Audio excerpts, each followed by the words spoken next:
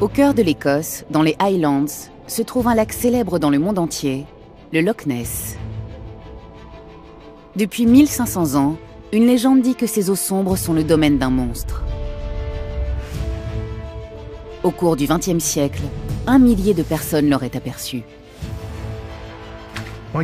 Mon instinct me dit que l'immense majorité des témoins sont sincères. Il y a des photos troublantes et des relevés sonars inexpliqués. C'est bien visible, les contours sont nets. C'est un point d'interrogation. Ce n'est pas une erreur. Est-ce un monstre, une hallucination collective ou une créature non identifiée?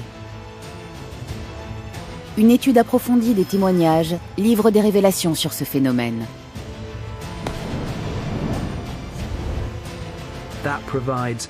C'est la clé pour comprendre l'histoire du Loch Ness.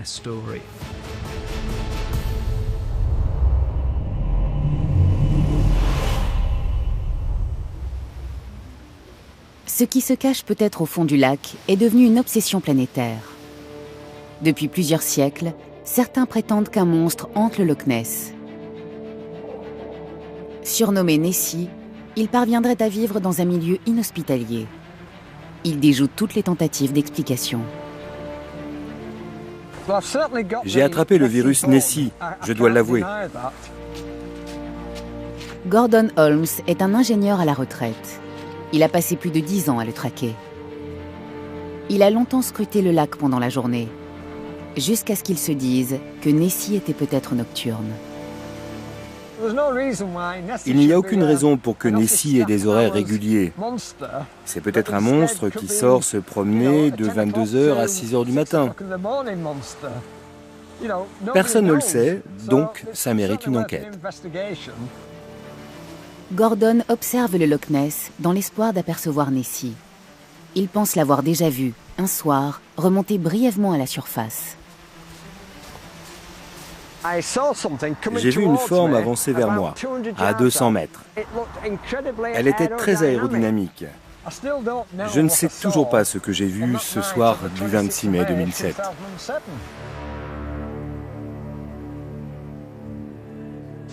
Il faut remonter au VIe siècle pour trouver la première référence à un monstre, quand Saint Colomba, qui a réintroduit le christianisme en Écosse, aurait sauvé un homme de ses mâchoires. Depuis, de nombreux témoins parlent d'une créature non identifiée. Je n'ai jamais vu ça de toute ma vie. Il est sorti et il a replongé. Une demi-seconde avant, je n'y croyais pas. Une demi-seconde après, j'y croyais. La légende a-t-elle un fond de vérité ? Malgré près d'1 siècle d'études, le Loch Ness n'a pas livré son secret. Aujourd'hui, une nouvelle enquête scientifique est lancée, sous la direction de Charles Paxton.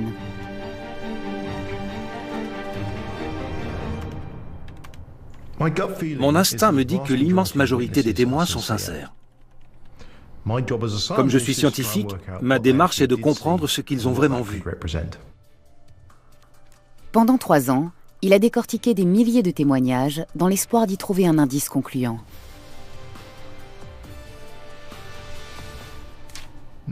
Personne n'a jamais envisagé le phénomène du monstre du Loch Ness sous cet angle. Et c'est donc l'occasion de détecter un dénominateur commun à toutes les informations. Pour la première fois, cette analyse permet d'avoir l'éclairage d'experts issus de différentes disciplines. Une tendance se dégage immédiatement de l'étude des données. Sur ce graphique, nous avons les dates auxquelles les témoins ont vu le monstre du Loch Ness. Et on remarque le faible nombre de témoignages jusqu'à 1933. Et à partir de cette date, on a une explosion très marquée. Le pic de 1933 coïncide avec l'ouverture d'une route sur la rive nord du lac.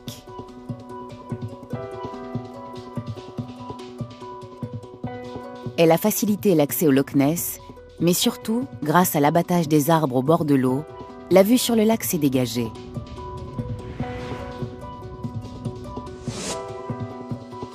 Comment expliquer le phénomène ?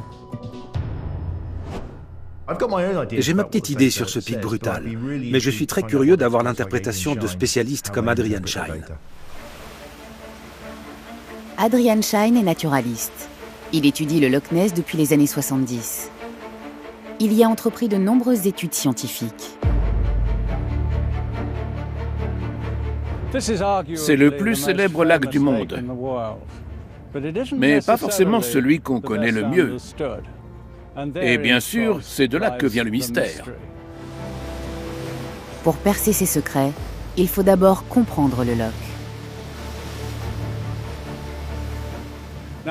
Le lac est situé sur la ligne de faille de Glen, qui traverse les Highlands. C'est très clair si on regarde une carte de la région. Le Loch Ness a des caractéristiques particulières. La faille est longue, rectiligne, étroite et très profonde.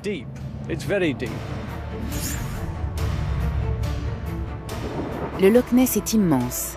Il s'étend sur 39 km, mais ne fait pas plus de 2 km de large. Par endroits, il atteint 230 mètres de profondeur. Il y a de quoi créer une aura de mystère. Après tout, on est sur la terre légendaire des dragons. Regardez ce paysage avec cette eau sombre colorée par la tourbe. C'est un endroit hostile, un monde perdu.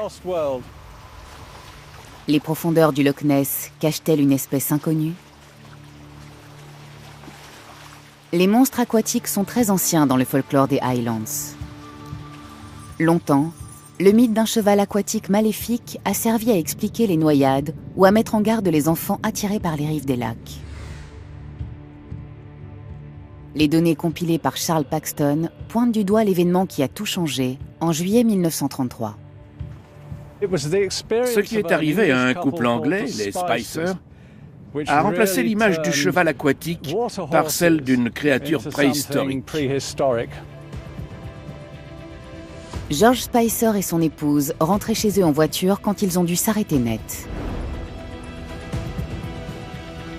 Devant lui, M. Spicer a vu une créature à long cou traverser la route. Elle ressemblait à un dinosaure. Cette description du monstre est un tournant.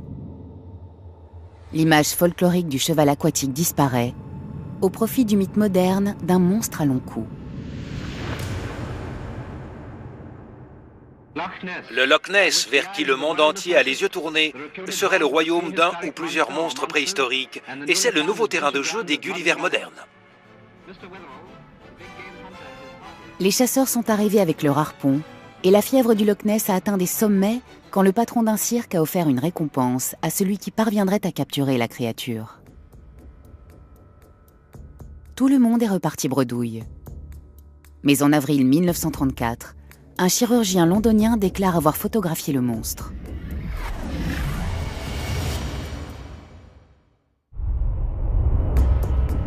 Appelé la photo du chirurgien, ce cliché a été accueilli comme la première preuve tangible de l'existence de Nessie. Le public a exigé une explication scientifique, mais aucun animal vivant ne répondait à cette description. Le seul suspect possible avait disparu, du moins officiellement. C'était un prédateur marin de 12 mètres, avec un cou long comme la moitié de son corps. Voici un magnifique spécimen de plésiosaure. Il a été retrouvé dans une carrière d'argile en Grande-Bretagne au début du XXe siècle. Il incarne parfaitement l'image populaire du monstre du Loch Ness. Non seulement le plésiosaure correspond aux descriptions d'un animal au long cou, mais en plus, il était répandu dans les eaux chaudes et tropicales qui entouraient l'Écosse il y a 160 millions d'années. Aucun animal moderne ne ressemble au plésiosaure. Autrefois, un paléontologue l'a décrit comme la rencontre d'un serpent et d'une tortue. Il y a bien sûr la bosse sur le dos, mais ce n'est pas très caractéristique. Le plus marquant, c'est le long cou, à la fois fin et flexible. C'est le détail le plus frappant de la photo du chirurgien, celle qui fait autorité dans le monde entier comme l'image du monstre du Loch Ness. Au début du XXe siècle, de nouvelles découvertes remettaient en cause les certitudes scientifiques et l'idée d'un dinosaure survivant a semblé plausible. En 1922, une expédition a été lancée en Patagonie sur les traces d'un plésiosaure. Aucun n'a été identifié, mais en 1977, des pêcheurs japonais ont remonté ce qui ressemblait à une carcasse de plésiosaure de 10 mètres de long. Le directeur du musée des sciences de Tokyo a décrit l'animal comme un reptile. Et un scientifique de l'université de Yokohama en a conclu qu'il restait des plésiosaures. Mais après plusieurs mois d'analyse, le verdict est tombé. C'était le corps en décomposition d'un requin pèlerin. L'idée de créatures préhistoriques encore vivantes est fascinante. Et leur présence est plus crédible dans les mondes perdus et isolés. On a le Yéti dans l'Himalaya ou le Sasquatch dans les forêts d'Amérique du Nord. Et le Loch Ness est un monde perdu parce que c'est un lac profond et sombre. Cette théorie était séduisante. Au XXe siècle, d'autres animaux préhistoriques ont refait surface alors qu'on les pensait disparus.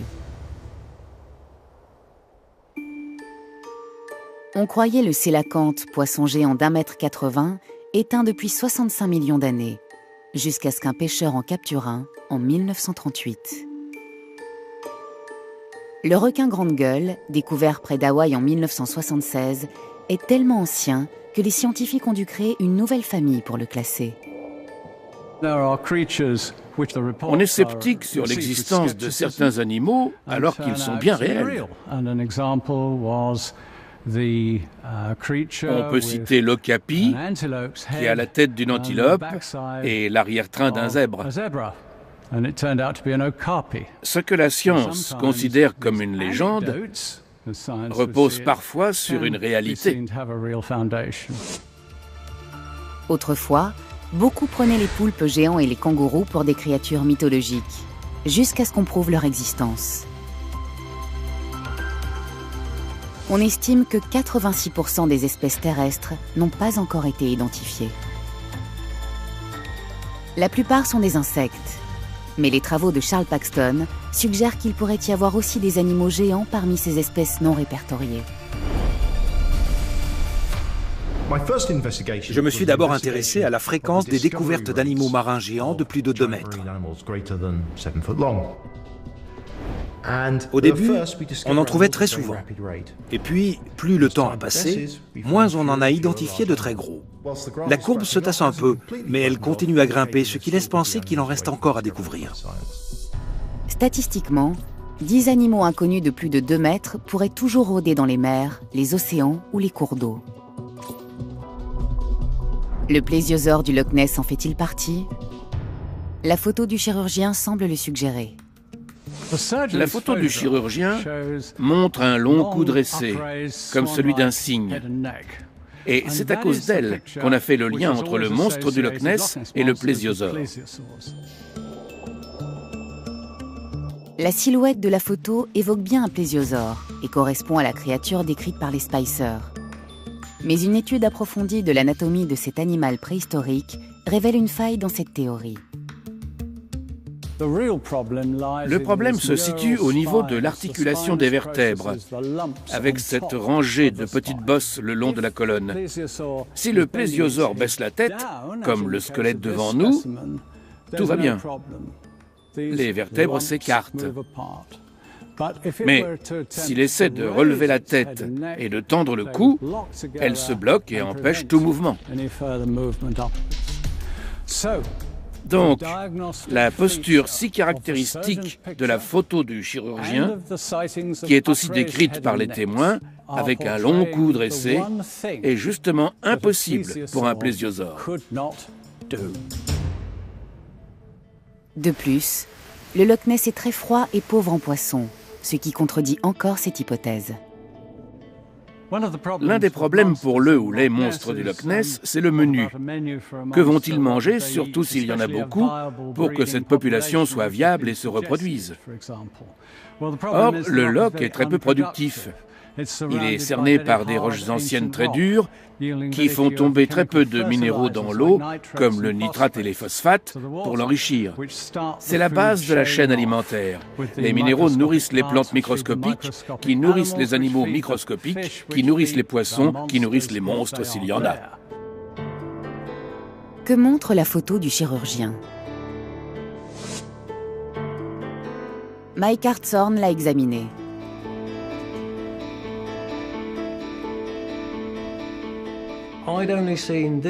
Jusqu'à récemment, je n'avais vu la photo qu'en gros plan, comme ici.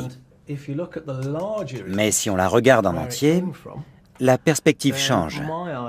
Et c'est ce qui m'a mis la puce à l'oreille. On se rend compte que l'objet est plus petit qu'on ne le croit et qu'il est au premier plan au lieu de paraître volumineux et éloigné. Le chirurgien Robert Wilson a dit avoir pris la photo à environ 350 mètres de distance.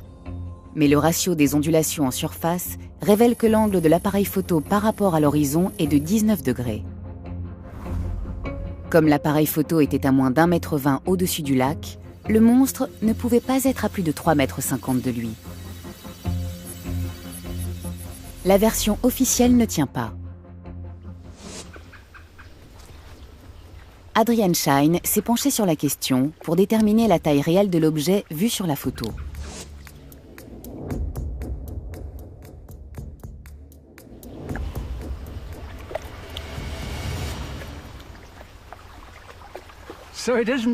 C'est facile de démontrer qu'il est très petit. Pour nous tromper, il suffisait de supprimer ce qui permet d'évaluer la distance. En 1993, un maquettiste dénommé Christian Sperling a reconnu qu'il s'agissait d'un canular. Avec son beau-père, il avait fixé un long coup sur un petit sous-marin et l'avait photographié près du bord avant de confier les négatifs au Dr Wilson. Voilà le monstre de la photo du chirurgien. C'est tout ce dont on a besoin du moment qu'on gomme tout ce qui donne une idée de l'échelle. Cette image fabriquée de toutes pièces a laissé une trace indélébile dans l'imaginaire collectif. La révélation de ce canular n'a pas mis fin à la légende du Loch Ness. Les témoins oculaires ont continué à se manifester. L'étude de Charles Paxton révèle qu'en 1962, il y avait déjà eu près de 700 témoignages.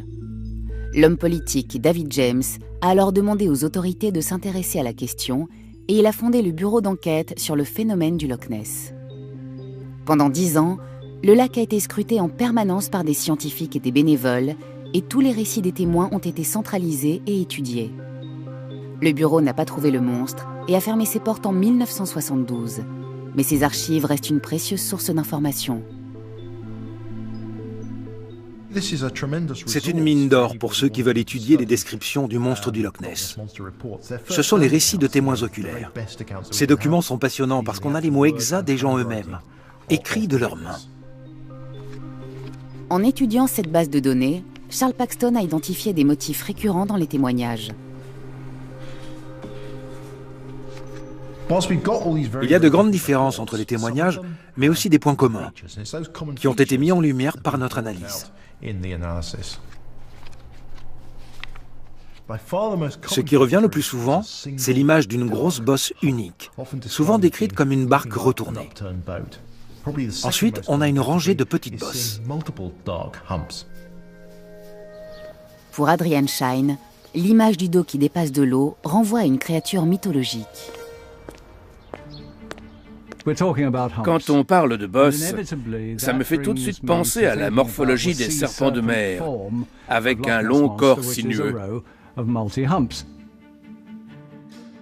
Au XVIIIe et XIXe siècle, les marins racontaient avoir croisé ces serpents géants de plusieurs dizaines de mètres.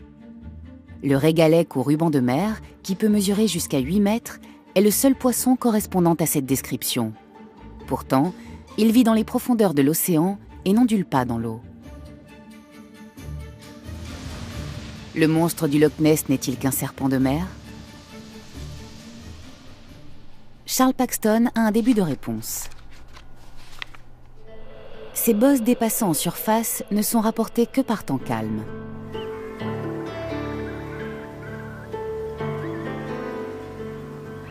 À ces moments-là, se produit un phénomène bien connu des scientifiques.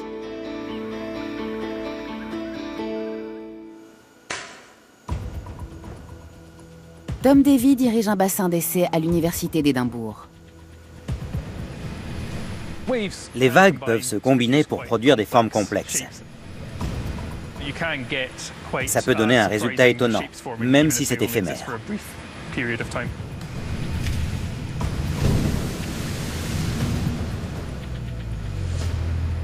Le laboratoire est équipé d'un système circulaire sophistiqué, capable de reproduire les conditions nécessaires à la formation de toutes les formes de vagues à une échelle d'1/20e. Cette installation est dédiée à l'étude du comportement de l'eau dans des conditions océaniques réelles. L'expérience d'aujourd'hui sera un peu différente. Elle nous permettra de voir ce qui a pu avoir lieu sur le Loch Ness. Dans le cas du lac, la formation des vagues dépend notamment du profil géologique sous-marin. De chaque côté, les parois rocheuses verticales réfléchissent et amplifient les mouvements de l'eau. Des vagues venues de différentes directions peuvent se réunir pour en produire de très grandes. Dans le laboratoire, on détermine précisément la synchronisation et la localisation de ces vagues. Bien sûr, dans la nature, on n'aurait pas exactement ça. Mais les principes physiques sont les mêmes. La rencontre de plusieurs vagues peut donner des résultats surprenants. Il en suffit de 2 pour produire une ondulation en surface, comme le dos d'un serpent de mer. Si on a des vagues venues de directions opposées, on peut se retrouver avec un petit mur d'eau ou une rangée de bosses qui semble immobile.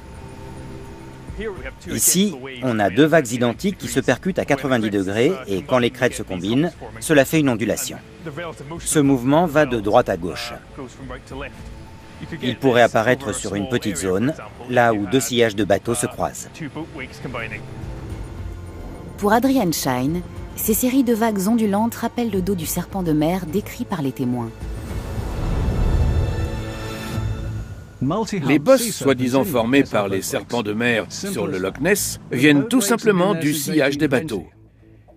Il y en a depuis 1820, mais dès lors qu'on a parlé de serpents de mer dans le lac, les gens ont pensé qu'elles étaient dues à des monstres.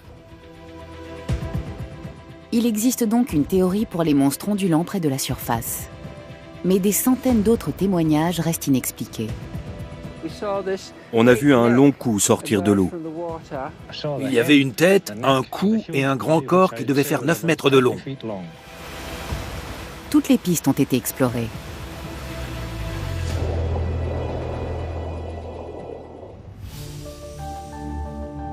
Dans les années 60, la surface du lac a été placée sous surveillance jour et nuit sans résultat. Des témoins affirmaient toujours avoir vu un monstre dépasser de l'eau. Dans les années 70, les scientifiques ont alors décidé d'explorer les profondeurs du Loch Ness.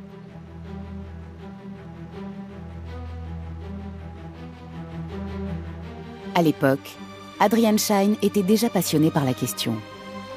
On a utilisé des caméras sous-marines et des engins submersibles. Il y a eu toutes sortes d'initiatives, notamment pour capturer le monstre. On a construit de grandes cages et laissé des appâts pour le faire sortir de sa cachette. Un passionné a même engagé un parfumeur pour concevoir une odeur capable d'attirer le monstre. Tout ce qui pouvait être imaginé a été tenté. En 1972, on a cru avoir fait une avancée décisive. Nous sommes tellement convaincus de l'authenticité de nos preuves que nous avons alerté les autorités écossaises et britanniques pour leur demander la mise en place de mesures de conservation et de protection de l'environnement, parce qu'il s'agit de la 10e merveille du monde. Une expédition de l'Académie américaine des sciences appliquées a déclaré avoir localisé une créature ressemblant à un plésiosaure à l'aide d'une caméra sous-marine téléguidée. Sur les photos, on voyait une nageoire, une petite tête et un corps de plésiosaure. La découverte a été présentée au Parlement britannique et a fait la une des médias. Mais pour certains, elle était trop belle pour être vraie. Le Dr Heinz peut-il nous assurer que ce n'est pas un canular? Absolument. Cette nageoire de plus de 2 mètres a inspiré le nom de la nouvelle espèce, Neciteras rhombopteryx, le monstre du Ness à nageoire ovale. Aujourd'hui, des spécialistes se penchent sur la photo originale pour la retravailler. Pourtant, malgré une technologie de pointe, Mike Hartshorne ne parvient pas à un résultat aussi net que celui présenté à l'époque. Voici l'original. J'ai réduit les verts pour améliorer le contraste. Et j'ai accentué les rouges et les gris moyens pour essayer de faire ressortir une forme reconnaissable. Ensuite, j'ai retaillé l'image et je l'ai tournée, comme eux à l'époque. Et voilà ce que j'obtiens avec les meilleurs outils actuels. On est loin de distinguer une nageoire. Pour Mike, il n'y a qu'une seule explication possible. J'ai dû prendre un logiciel de retouche pour que ça ressemble à ça. Ce qui me fait penser qu'ils ont interprété l'image plus qu'ils ne l'ont retravaillée. C'est un dilemme. Quelle est la frontière entre l'amélioration et la falsification? La polémique a repris de plus belle quand un journal anglais a fait remarquer que le nom de l'espèce, Neciteras rhombopteryx, donné par Sir Peter Scott, était l'anagramme de canular monstre de Sir Peter S. En 1989, Charles Wyckoff, l'homme qui avait retravaillé la photo d'origine, a reconnu que les contours de la nageoire n'apparaissaient pas lors de sa première analyse. Quelqu'un les a rajoutés à la photo quand elle a été rendue publique. Pour le psychologue Chris French, cet exemple montre bien à quel point notre cerveau est influençable. Il voit ce qu'il s'attend à voir.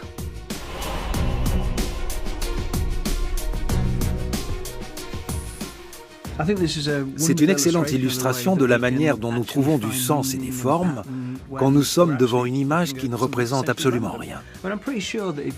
Je suis sûr que si on montrait cette photo sans donner aucune indication, personne ne répondrait que c'est le monstre du Loch Ness, parce que ça ne représente rien du tout. Notre cerveau cherche à distinguer des motifs, par exemple sur la surface de la Lune ou de Mars. Si je vous dis que c'est le monstre du Loch Ness, vous voyez la forme du monstre, dans le coin, le corps, le cou et la tête. Il y a une zone noire ici, mais votre cerveau comble cet interstice pour voir une forme continue. Si on ne donne pas le contexte, on s'aperçoit que cette image n'est pas une preuve concluante. Je dois dire que je ne suis pas convaincu. Les troncs d'arbres et les panaches de vases au fond du lac seraient une explication plus crédible. Je n'en revenais pas. Il y a eu une présentation officielle devant la Chambre des communes sur la base de photos montrant de la boue et des débris. À plusieurs reprises, on a cru avoir fait une découverte décisive, mais à chaque fois, ça a été une immense déception.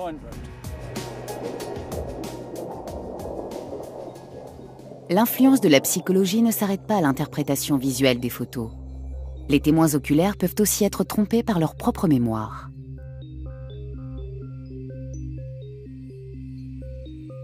Je pense que l'immense majorité de ceux qui disent avoir vu le monstre y croient dur comme fer. Mais ce n'est pas parce qu'on est sincère qu'on dit vrai, ou que la description est fidèle. Les témoignages visuels continuent d'attester l'existence de Nessie, mais il ne faut pas forcément les prendre au pied de la lettre. L'un des exemples de la fabrication de faux souvenirs, c'est le très grand nombre de New-Yorkais qui affirment avoir vu les avions s'encastrer dans les tours jumelles le 11 septembre 2001. En réalité, ils ont vu et revu les images de cette catastrophe à la télévision. Et puisqu'ils vivent à New York, ils se disent qu'ils ont des chances d'y avoir vraiment assisté. Chris et sa collègue Fiona Gabbert étudient la manière dont les faux souvenirs ont pu jouer un rôle dans la légende du Loch Ness. Aujourd'hui, nous avons fait une expérience sur la suggestibilité de notre mémoire, en prenant 2 cobayes et en leur montrant le film d'un faux vol à main armée. Gloria, Lucie. Mais nous n'avons pas dit aux vrais participants que la deuxième personne était l'un de nos comparses. Bonjour, Gloria. Marc, Je leur ai montré la vidéo du vol à main armée et ensuite ils ont discuté pour décrypter ce qu'ils avaient vu.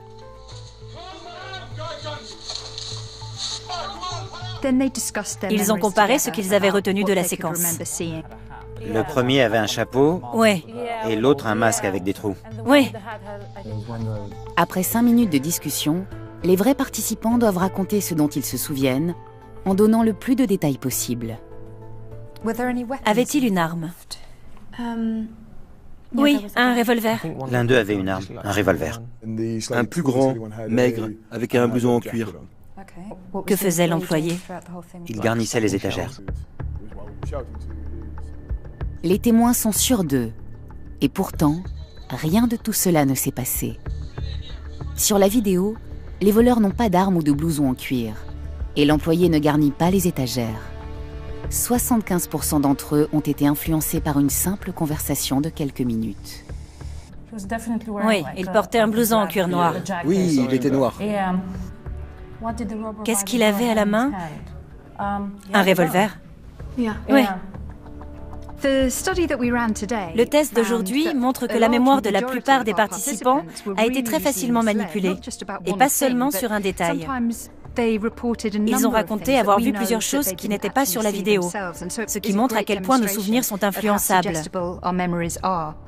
Je crois que c'est très surprenant pour le grand public, parce que les gens ont tendance à croire que leur mémoire fonctionne comme un magnétoscope. Selon les recherches, les influences extérieures ont un impact inconscient sur notre cerveau et les informations qu'il retient. Le même fonctionnement cérébral modifie les témoignages des gens à propos du Loch Ness. Ils savent exactement à quoi le monstre est censé ressembler. Des images existent déjà dans leur cerveau et elles sont facilement accessibles quand ils essayent d'interpréter ce qu'ils voient. C'est comme ça qu'ils fabriquent de faux souvenirs, comme nos participants. Cela met en doute la crédibilité des témoins oculaires. Pourtant, l'étude de leur récit montre qu'ils ne varient pas au fil des années. Je m'attendais à ce que plus le temps passe, plus les gens changent leur témoignage sur ce qu'ils avaient vu 30 ans plus tôt. Le monstre aurait pu être plus gros ou plus proche, mais pas du tout. Et c'est un mystère de plus à propos du monstre du Loch Ness. J'ai besoin de davantage de preuves pour être convaincu de l'existence de Nessie, même si j'ai vraiment envie d'y croire. Dans les années 80, on a décidé d'explorer la légende sous un nouvel angle. Cette fois, grâce à une technique scientifique parfaitement fiable, le sonar. Lors des décennies précédentes, de nombreux sonars avaient été utilisés pour sonder l'eau sombre du Loch Ness. Et la moitié des expéditions avaient repéré de gros objets non identifiés.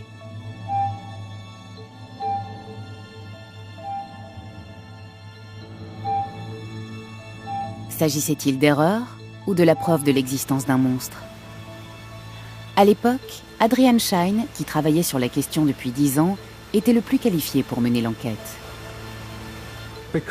Comme on avait une catégorie de données inexpliquées, c'était de mon devoir de tenter d'y voir clair. Mais c'était très difficile de savoir si les objets détectés étaient en mouvement, c'est-à-dire vivants. Un sonar détecte des objets dans l'eau parce qu'ils réfléchissent les ondes sonores qu'il émet. Pourtant, les variations de température et les échos renvoyés par les parois du lac peuvent perturber les relevés, si bien qu'un seul sonar a du mal à déterminer si une cible est immobile ou non. La solution trouvée par Adrian Shine en 1987 était très ambitieuse et il espérait obtenir une réponse définitive sur la présence éventuelle d'un animal de grande taille dans le lac. Nous avons tout simplement déployé toute une flotte de sondeurs acoustiques pour faire un rideau de sonar. Les bateaux ont balayé le fond du lac d'un bout à l'autre. C'était vraiment du sérieux. Un mur acoustique a avancé dans le loch. L'opération Deep Scan a été la plus grande enquête acoustique de l'histoire du Loch Ness. Les sondeurs étaient calibrés pour détecter les objets plus gros que les poissons connus pour vivre dans le lac. Un monstre ne pouvait donc pas leur échapper.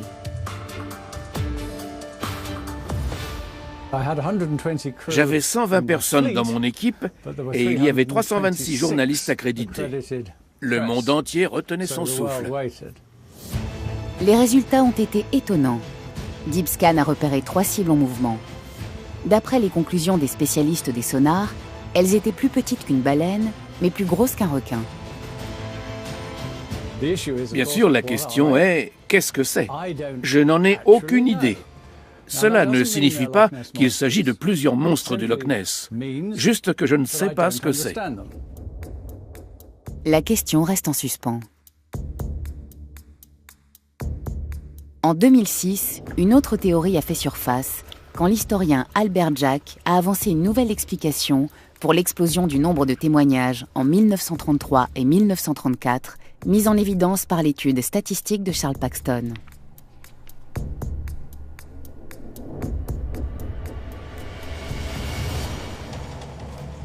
Albert Jack pense avoir identifié la créature exotique qui hantait le Loch Ness. Il se rend dans un parc animalier britannique pour la rencontrer. Dans la vie, on a l'histoire officielle avec les rois, les reines, les guerres, les châteaux, la peste noire et tout ce qu'on apprend à l'école. Mais il y a aussi une autre facette, les mythes et légendes et la vérité qui se cache derrière. C'est la première fois que j'ai la chance d'explorer mes théories sur le monstre du Loch Ness. Et j'espère vérifier que j'ai raison.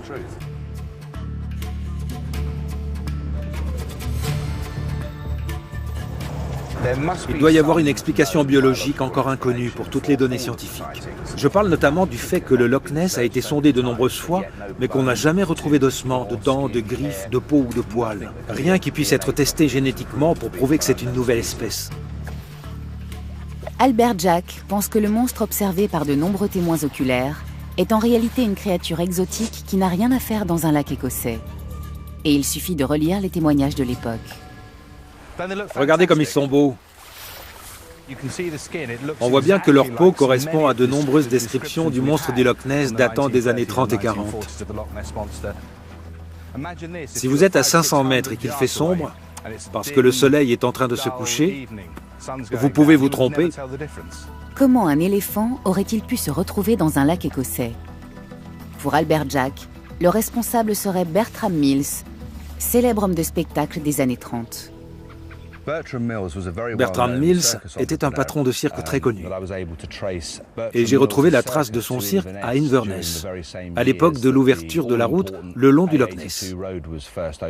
Et bien sûr, ça a coïncidé avec une recrudescence de témoignages. Mills a été le premier à présenter des éléphants en Écosse. Il s'est aussi passionné pour la légende de Nessie, au point d'offrir une très grosse récompense à celui qui l'attraperait. Pour certains, il savait qu'il ne prenait aucun risque. On sait qu'en 1933 et 1934, il y avait des éléphants à Inverness, à cause de la présence du cirque. Et on a la preuve que Mills les faisait se baigner dans le Loch Ness. Les journaux de l'époque ont publié des photos et des articles sur ces animaux de cirque se baignant dans le lac. On n'a pas la preuve que des éléphants en faisaient partie, mais l'événement a été filmé et photographié ailleurs, dans la mer à Blackpool ou dans un fleuve à Leamington Spa. Le dos, la trompe, la peau sombre et la taille des éléphants rappellent les descriptions des témoins. Ont-ils pu confondre un animal exotique avec un monstre? La conjugaison de ces facteurs crée un mythe qui n'a fait que grandir depuis, pour partir dans différentes directions. Et tout a commencé à ce moment-là. Cette théorie a quelques lacunes. Les baignades d'éléphants ne se faisaient pas en secret. Au contraire, les médias étaient conviés parce que c'était des opérations publicitaires. De plus, les témoignages ne sont pas apparus en 1933. Il y en avait déjà depuis plusieurs siècles. Mais ceux des années 30 ont pu donner naissance au mythe moderne de Nessie. La légende continue et si de nouveaux détails surgissent, il faut les déchiffrer. En 2007, un nouvel élément est apparu. Gordon Holmes s'est lancé depuis des années sur les traces du monstre, et sa persévérance a fini par payer le 26 mai 2007, quand il a filmé des images exceptionnelles.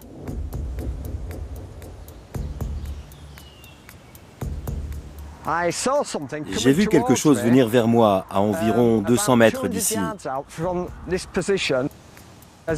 J'ai zoomé et réalisé que c'était une forme très aérodynamique. Elle était à 30 ou 60 cm au-dessus de l'eau, mais elle avançait tellement vite qu'elle était recouverte par son sillage. Ce n'était pas un éléphant, ni le sillage d'un bateau ou une image retouchée, mais l'une des vidéos les plus convaincantes jamais enregistrées. Mike Hartshorne a tenté de la décrypter.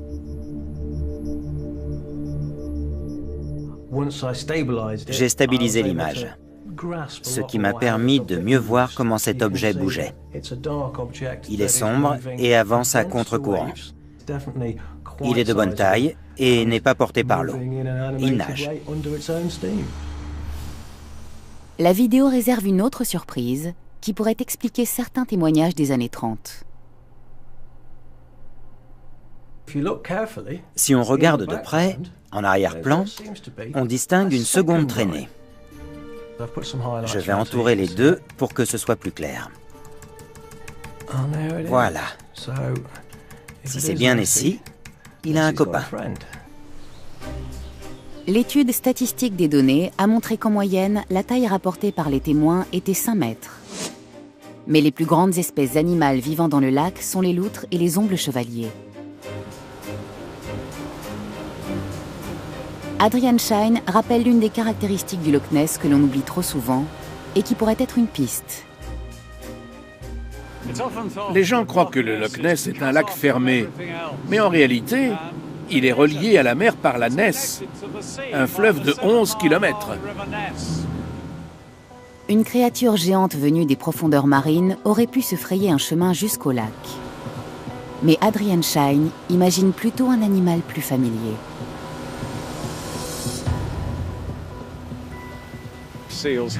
En 1985, on a eu la preuve que des phoques étaient arrivés jusqu'au Loch Ness. On a vu un phoque commun dans le lac. Il a été photographié. Depuis, on a aperçu plusieurs fois des phoques gris ou communs en train de nager dans le lac. Les phoques se nourrissent de saumon et peuvent les suivre dans le Loch Ness quand ils viennent pondre. Cela pourrait expliquer certains témoignages, notamment les descriptions d'une seule bosse dépassant de l'eau. Certains ont raconté avoir vu une tête comme celle d'un labrador. Ça ressemble au phoque commun.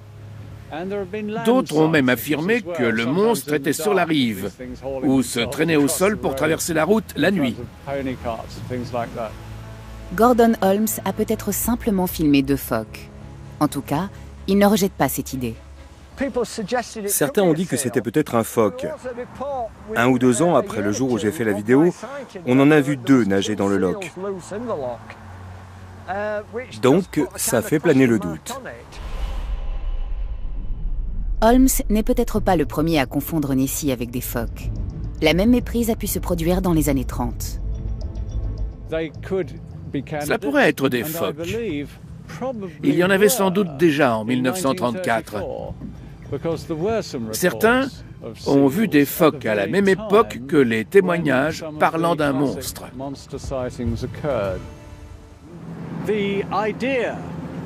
L'idée d'une connexion marine pour le monstre du Loch Ness est tentante pour ceux qui accordent de la crédibilité aux témoins oculaires. Si on parle de gros animaux qui n'ont rien à faire dans le lac, effectivement, ça peut être des phoques. Les phoques, les éléphants et le sillage de bateaux pourraient avoir alimenté le phénomène, mais ils ne racontent qu'une partie de l'histoire. Pour percer le mystère du Loch Ness, il faut sans doute poursuivre l'enquête ailleurs, pas dans les eaux sombres du lac, mais dans les profondeurs de notre subconscient.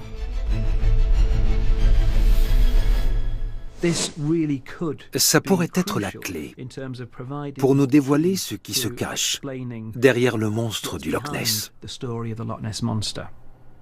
Dans l'analyse statistique de Charles Paxton, Chris French a repéré un détail troublant.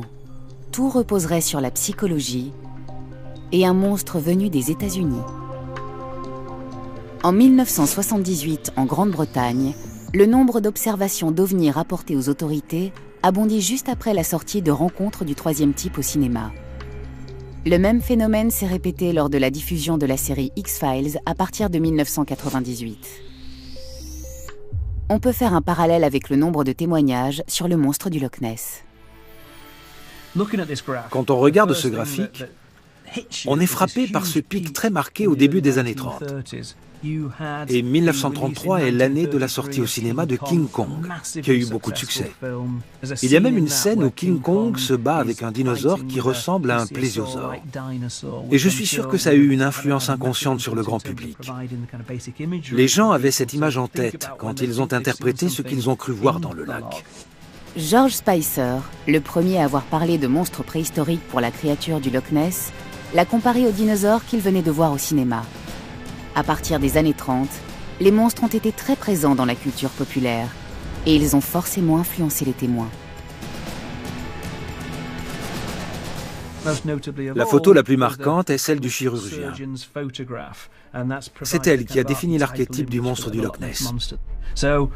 Le pic du graphique coïncide avec tous ces facteurs. Et logiquement, juste après, à l'époque de la Seconde Guerre mondiale, les gens avaient d'autres préoccupations. Et on a beaucoup moins de témoignages. Après-guerre, Nessie est revenu en force. Et dans les années 60, un autre pic a suivi la sortie d'un autre film à succès avec un monstre et la publication d'un livre sur celui du Loch Ness. Il y a eu aussi la création du bureau d'enquête sur le Loch Ness. Tout à coup, le monstre qui rôdait dans le lac a eu une aura de respectabilité scientifique. Tout ça conforte l'idée que Nessie est avant tout le produit de la culture de son temps, plutôt qu'une vraie créature vivant dans le Loch Ness. Pourtant, malgré les explications scientifiques, certains comme Gordon Holmes restent fascinés par l'idée d'un mystère inexpliqué et inexplicable.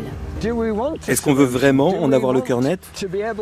Est-ce qu'on a envie de démasquer le monstre du Loch Ness une bonne fois pour toutes et de dire « voilà ce que c'est, voilà ce que ce n'est pas, il existe ou il n'existe pas » Peut-être qu'il vaudrait mieux garder la part de mystère et ne pas toucher à la légende.